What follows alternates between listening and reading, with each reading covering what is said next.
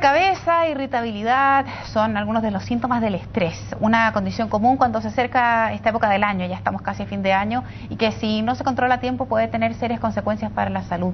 Queremos conversar sobre todo cómo la rutina diaria puede provocar una serie de efectos en el cuerpo. Para eso está con nosotros en el estudio de CNN la psicóloga clínica, docente además de la Universidad Diego Portales, Daniela Carrasco. Gracias, Daniela, por venir. ¿Cómo estás? Gracias a ti. Muy bien, muy bien. La pregunta del millón, como se dice, es ¿por qué cuando la mente se enferma se repercute en lo físico, en el cuerpo? ¿Qué pasa allí que siempre hay una sintomatología concreta en el cuerpo cuando hay algo en la cabeza que nos está pasando? Exactamente, porque tenemos que entender que somos una unidad, ¿no? Y que en la salud deberíamos funcionar precisamente como esta unidad, o sea, darme cuenta de lo que va sintiendo mi cuerpo y poder expresarlo. No siempre ocurre eso, ¿no? Entonces muchas veces pierdo esta unidad que yo soy y funciono solo con la cabeza, con los pensamientos, y no considero lo que me va pasando en el cuerpo. Y considero el cuerpo cuando me duele, ¿ya? Entonces es como un llamado de atención del cuerpo, es como decir, aló, somos uno, digamos, ¿ah? Entonces lo que yo pienso, lo que voy haciendo, lo que voy construyendo con mi mente, también me construye cuerpo y me hace estos efectos. De la experiencia que tienes, Daniela, ¿cuáles son los cuadros que más se reflejan en el cuerpo? Hemos hablado del estrés. Uno normalmente tiene conocidos, o a veces uno mismo, cuando se da cuenta que está estresado, empieza con problemas en el sueño. Pero ¿es solo el estrés una patología o un desorden o una condición que se refleja en el cuerpo? ¿Hay otras que también se pueden reflejar? Cualquier emoción que no sea bien tramitada, expresada, ¿no? Puede expresarse a través del cuerpo. O sea, siempre se dice, el cuerpo grita algo que la lengua no ha podido decir, ¿no? Es una frase, digamos, que decimos los psicólogos como para expresar esto. Entonces hay que escuchar al cuerpo. Entonces muchas veces se expresan allí miedos, temores, rabias no dichas, ¿no? Que se convierten a veces en un colon irritable, ¿no? Muchas veces se pueden transformar también en crisis de pánico, ataques de pánico, que son tan frecuentes, por desgracia, actualmente, ¿no? Se da mucho en los adolescentes incluidos, ¿no?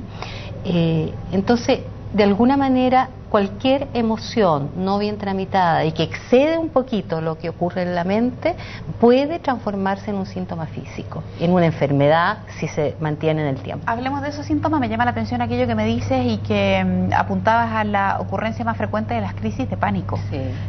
¿Cómo las describirías? ¿Por qué afectan y por qué dirías tú que están hoy día con una mayor incidencia que probablemente, no sé, era 20 o 30 años atrás? Mira, yo creo que hay que entender que los sujetos somos sujetos sociales y estamos en una comunidad, ¿no? Y si la sociedad entera funciona con patrones que no consideran a ese ser humano en particular, algo va a ocurrir, ¿no? Yo creo que todos sabemos que los problemas de salud mental en nuestro país y en general, en este tipo de sociedad, está bastante malo, ¿no? Entonces, esto tiene que ver, digamos, con que el sujeto no encuentra la manera de conectarse, de poder tener un espacio para poder decir qué me pasa, qué siento. O sea, vivimos tan apurados, ¿no? En el continuo correr, que naturalizamos muchas conductas, ¿no? Que no deberíamos naturalizarlas, ¿no? Y que tienen que ver con este estrés que hay a la base, pero también con decirnos ciertas cosas, con ciertas cosas que nos afecten, nos impacten, ¿no? Entonces empezamos de repente a funcionar sin respuesta, como zombies, ¿no? De alguna manera como autómatas, y eso queda en alguna parte, ¿no? Entonces puede finalmente transformarse en término del día o el término de los días en una enfermedad.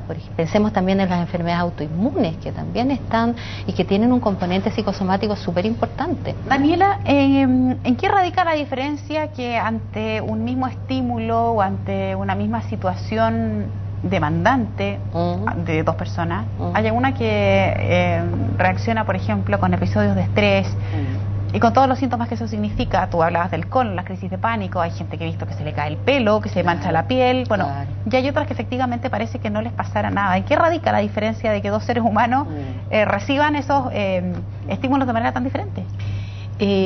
Se ha estudiado esto y se ha visto que una cosa fundamental son los vínculos, ¿no? Tener buenos vínculos que se establecen desde los primeros días de vida, desde las primeras etapas de vida, ¿no? Y mantenerlos a lo largo de la vida. Una persona que está vinculada con el otro, que conversa con un otro, que reconoce al semejante, va a poder también reconocerse a sí mismo, ¿no? Pero vivimos en una cosa muy aislado, ¿no? ¿no? Incluso si tú piensas en la gente que vive en condominios, a veces ni siquiera en los condominios se da el conocer al otro, ¿no?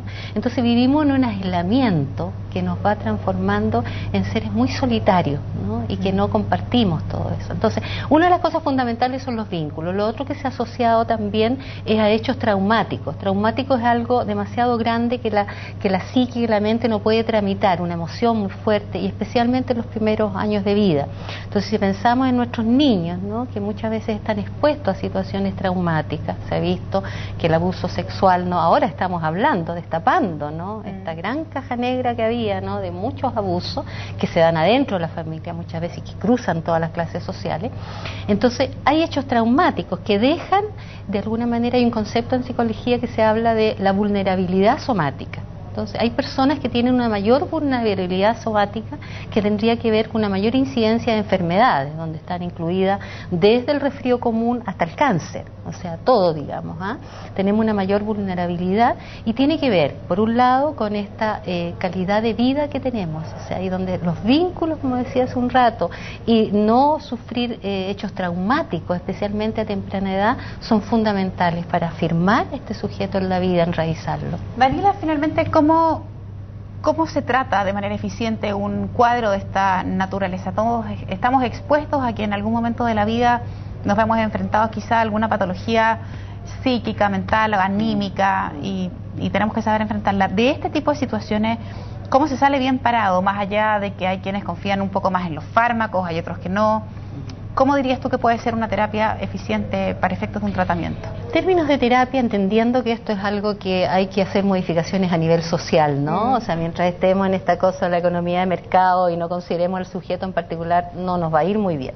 Pero dentro de las que podemos hacer desde nuestras especializaciones, yo creo que este tratamiento, dependiendo de la patología que hay, pero estamos hablando de una depresión mayor, hay que usar fármacos. O sea, no tiene sentido, digamos, exponer a esta persona a un suicidio, muchas cosas, hay que trabajar también con fármacos. Pero también ayudarse de todas las terapias alternativas que han resultado bastante eficaces también. En coterapia con una terapia, digamos, psicológica, ¿no? Que permita transformar esto, no dicho, en algo dicho, en algo que puedo pensar, ¿no? Que puedo tener espacio para contenerlo, y en la medida que yo contengo eso, no voy a hacer síntomas. Entonces yo creo que en general tiene que ser una mirada multidisciplinaria, y con esta mirada de ojalá una sociedad que también tome conciencia, ¿no? Que la salud mental es fundamental. Muchísimas gracias, Daniela, por haber venido al estudio de CNN a comentar de este tema que a todos nos va a pasar alguna vez, estar estresados o afectados seguramente por alguna de estas patologías. Que te vaya muy bien. Gracias a ti por dar este espacio. Gracias.